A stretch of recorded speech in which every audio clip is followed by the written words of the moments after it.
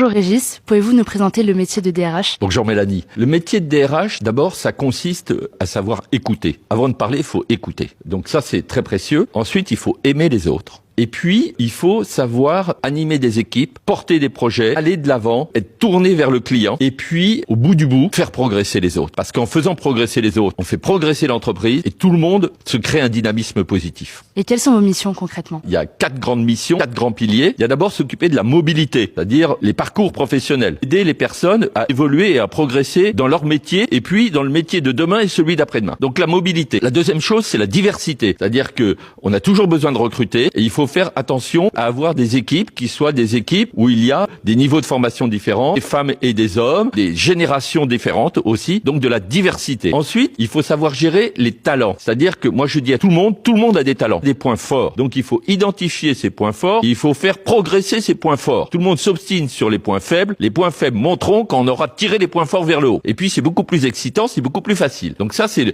troisième partie qui est très important. Et puis après il y a une partie engagement. Dans le métier des ressources humaines, l'engagement c'est quoi? C'est de la formation et c'est de la rémunération. Faut rémunérer avec du salaire décent. Est-ce que vous avez une journée type? J'ai pas de journée type, j'ai pas de semaine type, j'ai pas d'agenda type, j'ai des programmes tournés en fonction du rythme et du progrès de l'entreprise. Et est-ce que vous avez un point positif à me donner? Le métier de DRH, c'est un métier dans lequel on peut s'épanouir professionnellement. Il y a des moments de tension, il y a des moments de stress, il y a un peu parfois des moments d'angoisse, mais c'est un merveilleux métier. Et je pense que c'est le métier que moi j'exerce. Et quand je vois mes collègues qui sont au commerce, qui sont aux achats, qui sont à la finance, qui sont au marketing, qui sont à la supply chain, eh bien je me dis que eux aussi, ils arrivent à rayonner dans leur métier. Donc le conseil, c'est faut se faire plaisir au travail. Et du coup, est-ce que vous auriez un point un petit peu moins positif à donner sur votre métier de DRH? C'est un métier qui est consommateur d'énergie et de temps. Il faut savoir prendre le temps de souffler de temps en temps et il faut faire attention à sa vie personnelle. Est-ce que vous pouvez me dire quelles études faire pour devenir DRH? Il n'y a pas d'études type. Il y a des personnes qui suivent des parcours qui sont des parcours universitaires avec des spécialisations sur les organisations et les ressources humaines, des formations d'écoles de commerce, des business schools avec un master en ressources humaines. Moi, je trouve que ce qu'il faut, c'est de la précision, de l'organisation, de la méthode et puis de la volonté à être tourné vers les autres. C'est ça qui compte